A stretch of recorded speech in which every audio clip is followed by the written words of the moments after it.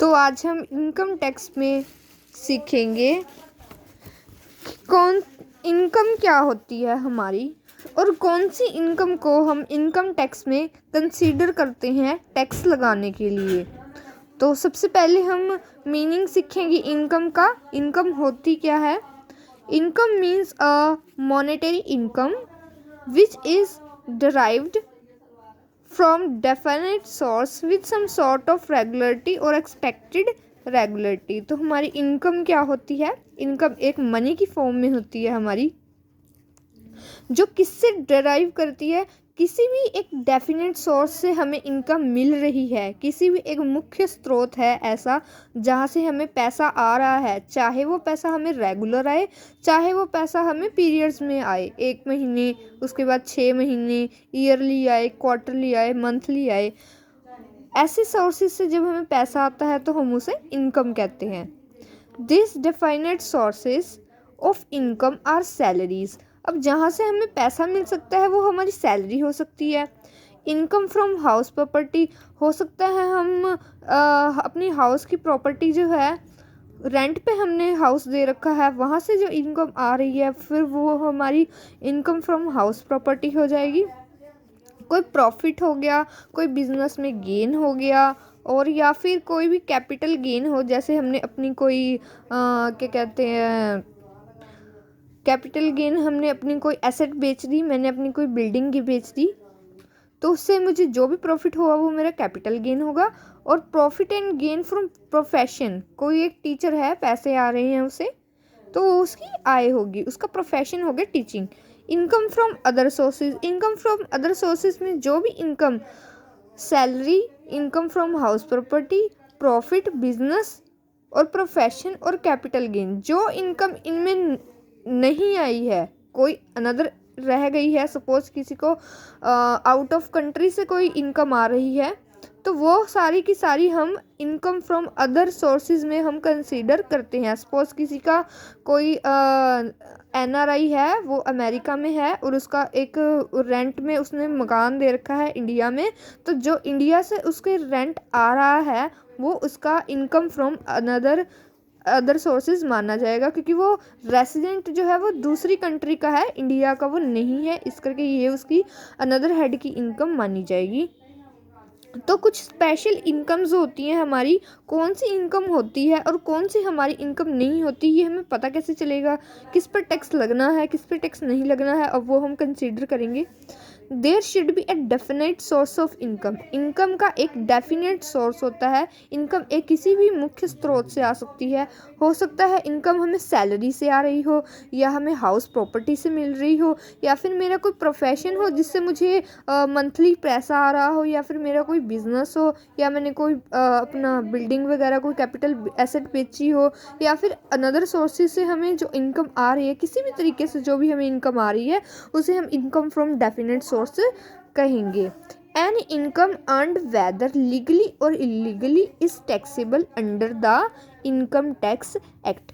कोई भी इनकम, अगर हमारी इनकम लीगल है तो हम उस पर टैक्स देंगे, अगर हमारी इनकम इलीगल है और गवर्नमेंट को इसके बारे में पता चल गया कि हम इलीगल इनकम कमाते हैं तो वो हमें जेल में तो डालेंगे ही, बट हमें इलीगल इनकम पर भी टैक्स देना पड़ता है। ऐसा नहीं होता कि हम इलीगल इनकम पर टैक्स ना दें। बाई चांस अगर हम इलीगल इनकम है हमारी और हम उस पर टैक्स भी नहीं दे रहे हैं तो वो हमारी ब्लैक मनी मानी जाएगी। तो इनकम टैक्स कहता है कि इलीगल मनी पर भी आप टैक्स दोगे। नेक्स्ट है, it is a necessary that the income should be received regular and periodically, से मंथली, क्वार्टरली, वीकली। कोई भी हमारी इनकम वो हो, हम उसे कोई भी हमारी ऐसी इनकम हम कंसीडर कर सकते हैं। सपोज़ मुझे वीकली, मुझे हफ्ते के पैसे मिलते हैं कहीं, या फिर मैं कहीं टीचर पढ़ाती हूँ, टीचिंग का करती हूँ, तो मुझे वहाँ पे मंथली मिलता है, या फिर मुझे 4 मंथ्स के बाद क्वार्टरली हमें पैसा मिलता है, या फिर मंथली डेली का डेली मिलता है, या फिर आजकल कई गवर्नमेंट जॉब्स में पैकेजेस भी होते हैं, साल का पैकेज, 6 मंथ का पैकेज। तो जैसे ही हमें इससे इनकम मिलती है वो हमारी इनकम लेट्स कंसीडर होगी। Then income should be received from outside. अगर मुझे कोई पैसा इंडिया के बाहर से मिला है, अगर मुझे कोई पैसा इंडिया के बाहर से मिला है तो वो भी मेरी इनकम में कंसीडर किया जाएगा। इनकम टैक्स एक्ट कहता है आपको वहाँ से अगर पैसा आ रहा है, बाहर से अगर आप पैसा कमा रहे हो, आपकी जेब में पैसा आ रहा है, तो वो आपकी इनकम मानी जाएगी और उस पर आपको टैक्स देना पड़ेगा। Then it is not essential that the income must be received in the form of money। ये ज़रूरी नहीं है कि आपको जो भी पैसा मिल रहा है वो मनी की ही फॉर्म में मिलेगा। रिसिप्ट इन काइंड और service having money equivalently can also be income. ज़रूरी नहीं है कि इनकम टैक्स एक्ट कहता है, ज़रूरी नहीं है आपको जो भी पैसा मिल रहा है वो आपकी इनकम मनी की ही फॉर्म में हो सकता है आपकी इनकम हुई है, सपोज़ आपको चेक मिला तो चेक को भी हम एज ए इनकम ही कंसीडर करेंगे, हो है तो वो हमारी इनकम ही। तो हमें या फिर कहीं से भी कोई रिसिप्ट मिली है या फिर हमें मिलनी है, अभी मिली नहीं है बट वो हमें मिलनी है, मिली नहीं है अभी, आगे मिलेंगी, तो हम उसे भी क्या कंसीडर करते हैं, हमारी वो इनकम है, तो उस पर टैक्स लगेगा ही लगेगा।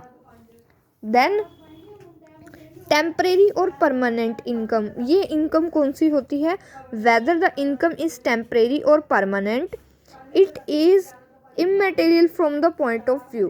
टेम्परेरी इनकम वो होगी, सपोज एक गवर्नमेंट एम्प्लॉई है, उसकी सैलरी, उसकी जो जॉब है वो पक्की है, तो उसे हर मंथ सैलरी मिल रही है, तो उसकी जो जॉब है वो परमानेंट अब हम परमानेंट की बात कर रहे हैं।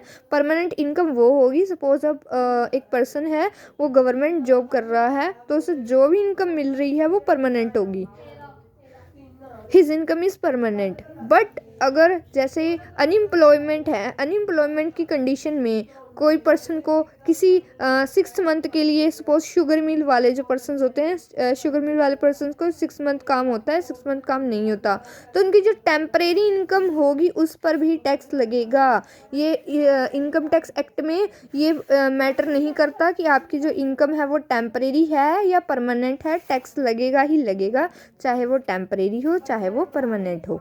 If an assessee has earned an income but not an actual received, it will be treated as the income of the assessee because he is entitled to receive it। इस point में ये कहता है, सपोज एक person है, उसने अपना पैसा कमा लिया बट वो ड्यू है, अभी उसे मिला नहीं है, ये मैंने पॉइंट पहले भी बताया था, कमा लिया बट अभी मिला नहीं है, तो चाहे अभी आपने कमा लिया मिला नहीं है तो उस पर जो है टैक्स लगेगा, क्योंकि आप उसे लेने के हकदार हो। अगर आप उसे लेने के हकदार हो, रिसीव करने के आप हकदार हो, तो उस पर टैक्स लगेगा ही लगेगा।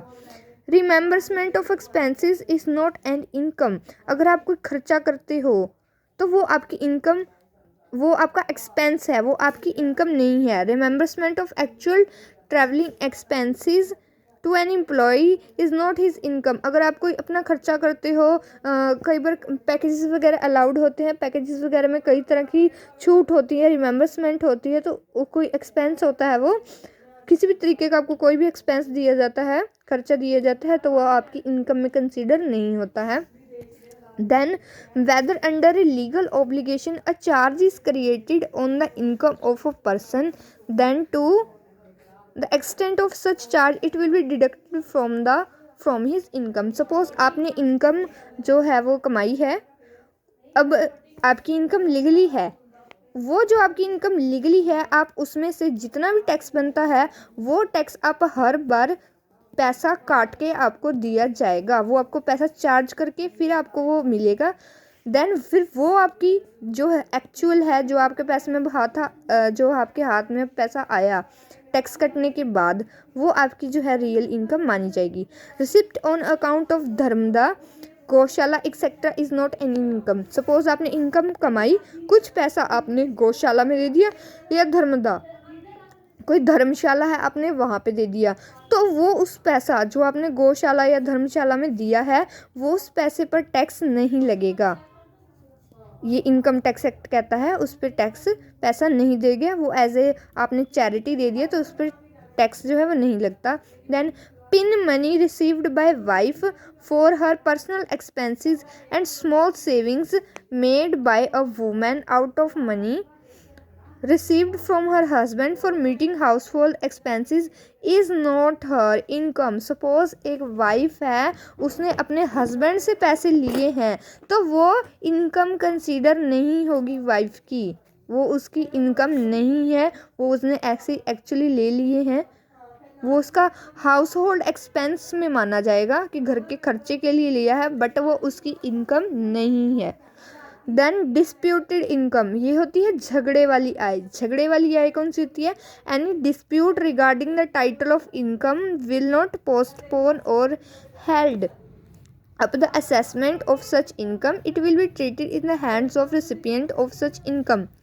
suppose एक मकान ले रहे हैं हम, उसमें झगड़ा चल रहा है, दो पर्सन्स कह रहे हैं ये मकान मेरा है, ये मकान मेरा है, वो मकान रेंट पे चला हुआ है, तो वो डिस्प्यूटेड है। एक पर्सन कह रहा है कि वो मेरा है, दूसरा पर्सन कह रहा है कि वो मेरा है, और वो रेंट पे चला है, रेंट आ रहा है, तो वो अगर सपोज दोनों में से किसी एक पर्सन को उस रेंट के पैसे मिलते हैं, किसी को तो मिलेंगे ही, जब रेंट पे दिया है, जिस पर्सन को वो पैसा मिल रहा है वो उसकी डिस्प्यूटेड इनकम है, क्योंकि अभी झगड़ा चल रहा है तो वो डिस्प्यूटेड इनकम है, बट उस पर भी टैक्स लगेगा। Then diversion of income versus the application of income, ये इन दोनों में डिफरेंस है। एक हमारी डिवर्जन ऑफ इनकम होती है, एक हमारी एप्लीकेशन ऑफ इनकम होती है। Diversion of income means that income is diverted to some other person under some legal action. Obligation, if other receiving the income, it is given to someone else, it in the application of income। हमारी diversion of income वो वाली income होती है, means that the income, ये हमारी वो वाली income है जो हमने किसी भी पर्सन से ली है, अलग पर्सन से हमने ली है, some under some legal obligation, हमने लीगल यानी कि कानून के दायरे के अंदर अंदर ली है, हमने ये चीटिंग करके नहीं ली है, हमने ये लीगल ली है, तो वो हमारी डाइवर्जन ऑफ इनकम होगी। Then similarly if an income is diverted to some another person voluntarily, it is an application of income. ये हमारी कौन सी होती है इनकम? सपोज हमने किसी अन्य किसी बाहरी व्यक्ति से हमारी कोई आई हुई है, वो मतलब बाहरी व्यक्ति है, जहाँ से आप ले रहे हो वो अंदर का नहीं है, तो उस पर्सन जो आपके बिल्कुल ही इनकम का सपोज हम कह सकते हैं कि उस स्टेट में नहीं है, या फिर वो आसपास का कोई कार्यकर्ता नहीं है, कहीं आपको बाहर से वो हेड से इनकम आई है, तो वो हमारी एप्लीकेशन ऑफ इनकम मानी जाएगी, उस पर भी टैक्स लगेगा। इनकम में भी इन प्लस और माइनस, आपकी इनकम चाहे ज़्यादा हो चाहे कम हो, माइनस इनकम अगर चाहे आपका लॉस हुआ हो तो भी, अगर आपके लॉस होगा तो वो आपकी जो इनकम होगी उसमें से लेस कर दिया जाएगा जो भी आपका लॉस है। सपोज़ अगर आपका लॉस इनकम आपकी कम है और लॉस ज़्यादा है, तो वो देन जो आपकी अनदर आगे वाली जो इनकम आप कमाओगे वो वाली इनकम में से उसे डिडक्ट कर दिया जाएगा, लेस कर दिया जाएगा उस वाले लॉस को। देन इन सभी आइटम्स पे जो है टैक्स लगेगा। Thank you.